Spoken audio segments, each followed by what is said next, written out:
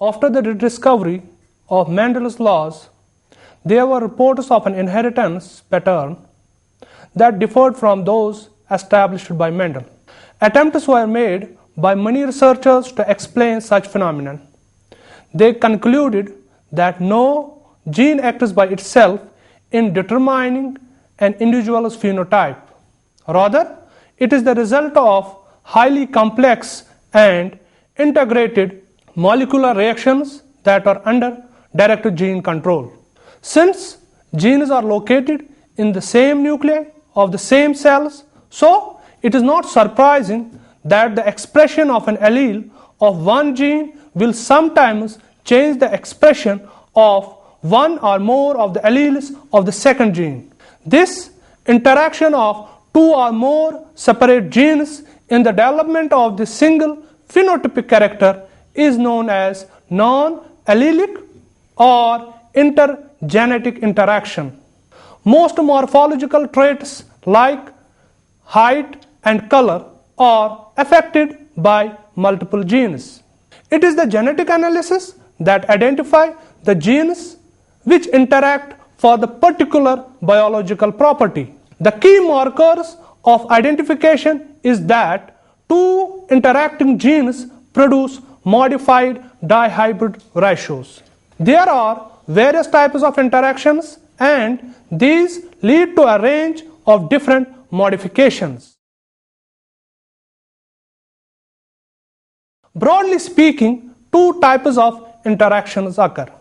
Number one, non-epistatic interaction, in which two or more genes control the same general character. Examples are typical dihybrid ratio, which gives 9:3:3:1 ratio, same as that of Mendelian dihybrid ratio, and polymeric gene action, which produces 9:6:1 ratio. Number two, epistatic interaction, in which one gene masks the expression of the other and changes the phenotype. Epistasis literally means standing upon. A gene that masks another gene's expression is said to be epistatic, and the gene whose expression is masked by a non-allelic gene is said to be hypostatic. Epistasis is of several types. Number one, dominant epistasis, in which one dominant gene hides the phenotype of the other gene, and F2 cross produces 12:3:1 ratio. Number two, recessive epistasis, which produces 9:3:4 ratio in the F2 generation. In this case, the epistatic gene, if present in homozygous recessive form, will stop the expression of the hypostatic dominant allele. Number third, duplicate dominant epistasis, in which the dominant allele of both the gene loci produce the same phenotype without cumulative effect, and the Mendelian ratio is modified into a 15:1 ratio. Number four, duplicate recessive epistasis, in which both genes are required to produce a particular phenotype and produces 9:7 F2 ratio. Number five, that is dominant and recessive epistasis, in which one dominant gene produces the concerned phenotype and the second gene has the ability to stop the expression of the first gene. In this case, the Mendelian F2 ratio is modified to 13:3. The first case of interaction was discovered by William Batson and Reginald Punnett by studying the shape of the comb in chicken. These comb shape phenotypes are as a result of interactions between two allelic pairs. Crosses made between true breeding rose comb and pea comb varieties showed that all the F1 offsprings are walnut combed, which means a new comb form appears, different from either of the parents. When these F1 walnut comb birds were bred together. Another fascinating result was observed in the F2. Not only the walnut, rose and pea-comb birds appear, but single-combed birds also. These 4 types occurred in the ratio of 9 walnut, 3 rose, 3 pea and 1 single. This ratio has not been named because the ratio looks like the independent assortment. Dear viewers, the overall explanation of the result is that the walnut comb shape depends on the presence of 2 dominant alleles R and P, both of which are located at 2 independently assorting gene loci. The dominant allele of big P alone with recessive condition of R gene produces P comb, while that of big R alone with the recessive condition of P gene produces rose comb. Recessive condition at both the loci, that is little r, little p, gives single comb shape. Thus, a 9:3:3:1 ratio arises from crossing dihybrid individuals, even though different expressions of the same phenotypic characteristics are involved. The molecular basis for the 4 comb types is not known. At a very general level, it is proposed that the single comb phenotype results from the activities of a number of genes other than the genes R and P. In other words, little r, little p birds do not produce any functional gene products that influence the comb phenotype beyond the basic single appearance. The dominant or allele might produce a gene product that interacts with the products of genes controlling the single comb phenotype to produce a rose comb. Similarly, the dominant P allele might produce a gene product that too interacts with the products of the single comb genes to produce a P-shaped comb. When the products of both the genes R and P alleles are present, they interact to produce a walnut comb.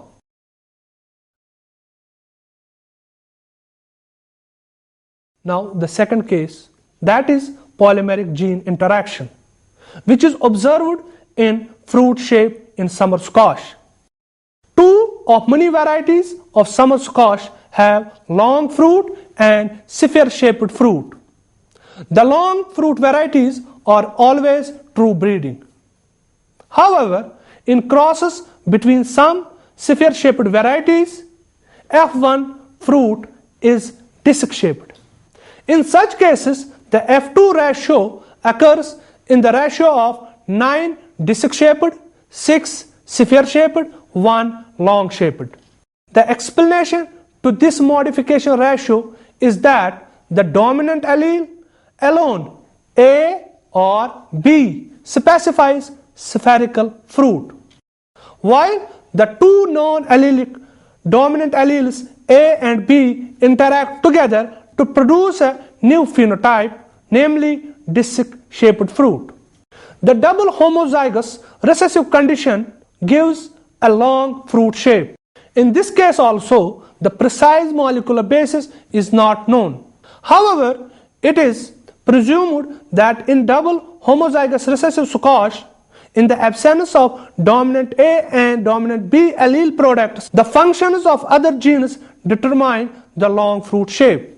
If whether the A or the B allele product is present, the basic shape is modified into a sphere shape.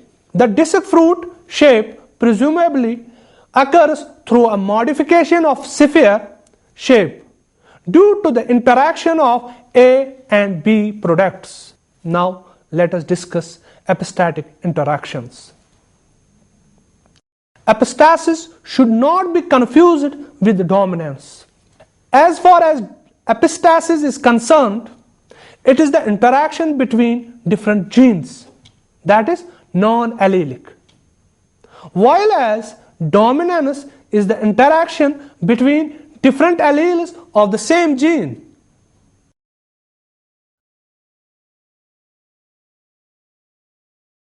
The first type of epistasis, that is dominant epistasis, as already told, occurs when a dominant allele at one genetic locus masks the expression of the alleles of a second locus. For example, inheritance of fruit color in summer squash. Here, the dominant allele W results in white fruit color, regardless of the phenotype at the second locus, Y. In the absence of dominant W allele, dominant Y results in yellow color, while little y results in green color. Therefore, if two white-colored double heterozygotes are crossed, an interesting phenotypic ratio occurs because of this type of epistasis. Of the 16 offspring, 12 are white, 3 are yellow, while 1 is green. Thus, the modified phenotypic ratio of 12:3:1 occurs. Theoretical biochemical pathway postulates that a white molecule is converted to a green intermediate and then to a yellow end product. It is suggested that the dominant Y allele is required to convert green intermediate to yellow, and dominant W allele inhibits white to green conversion, resulting in white fruit.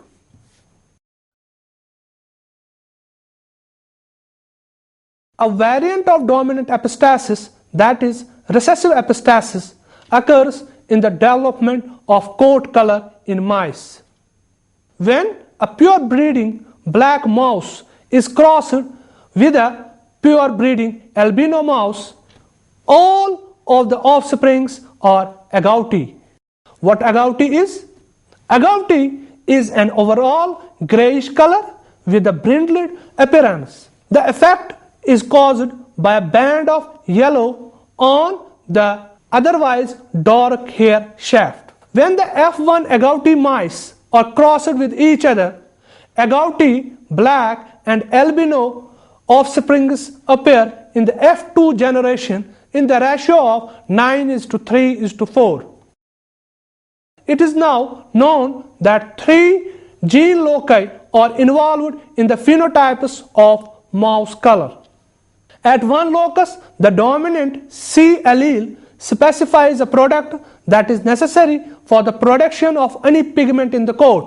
The recessive C allele, when homozygous, prevents pigment formation regardless of the genotypes of the other coat color genes, and hence the mice are albino. The allele B of the second locus specifies a product that governs the synthesis of black pigment. The recessive allele B, when homozygous, results in brown pigment. At the third locus, the dominant allele A specifies a product that determines the agouti factor.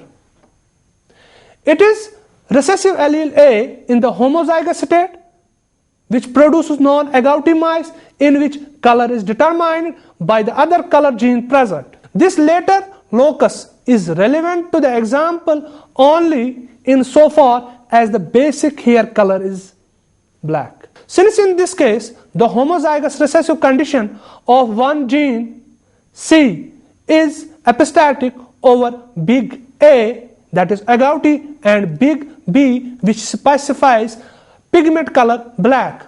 This kind of epistasis is known as recessive epistasis.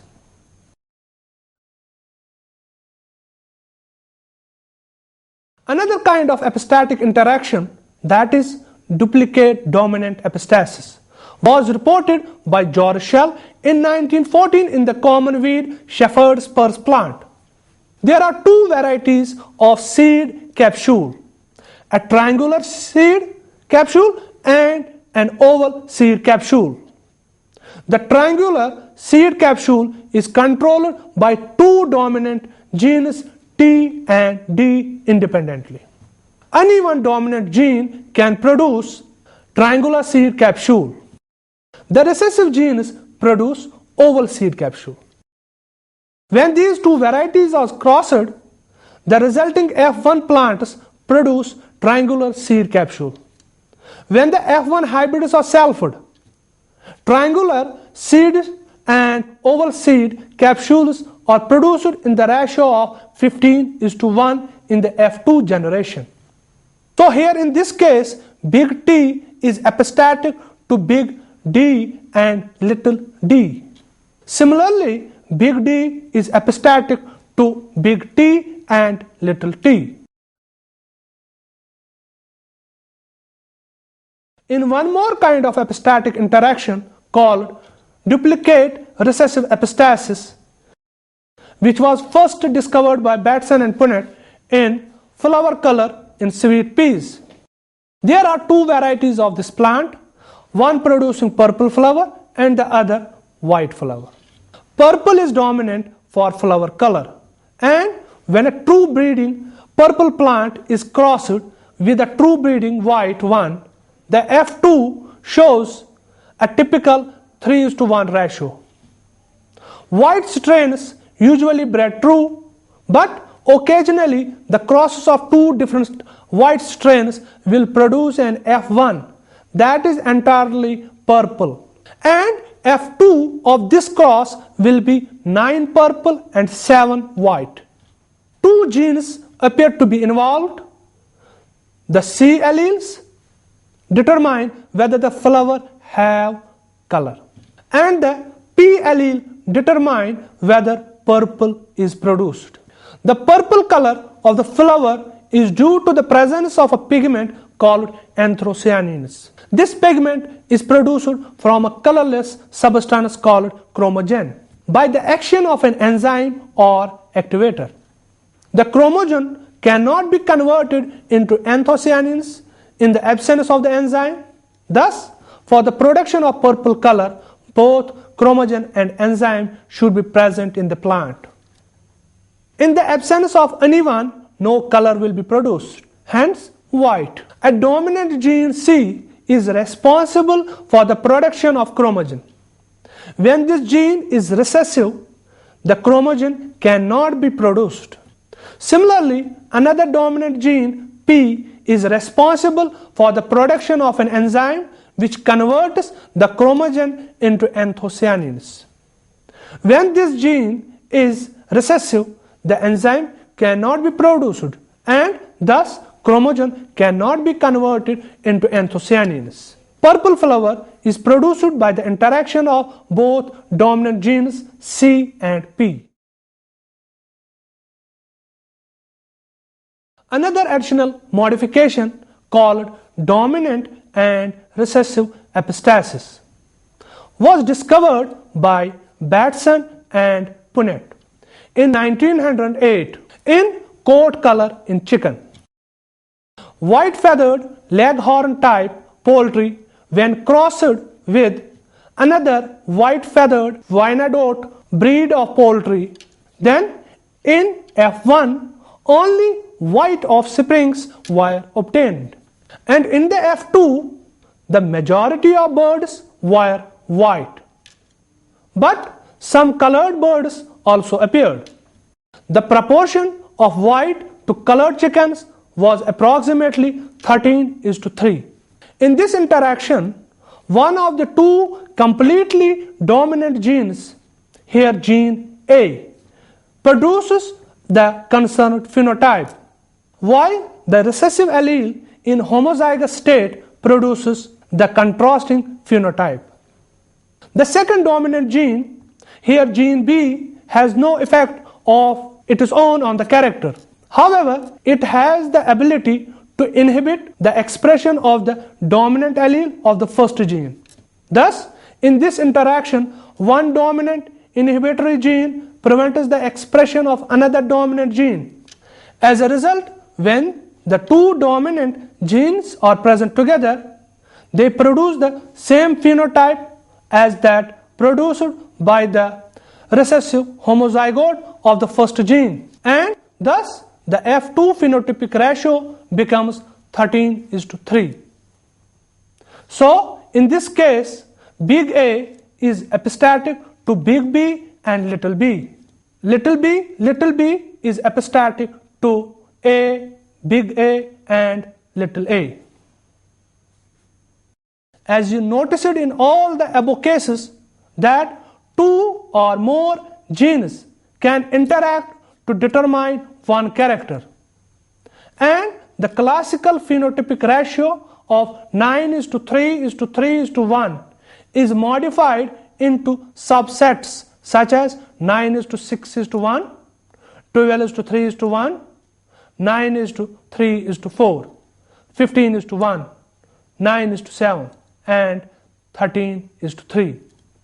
So it can be concluded that genetic interactions occur whenever two or more genes specify enzymes that catalyze steps in a common pathway.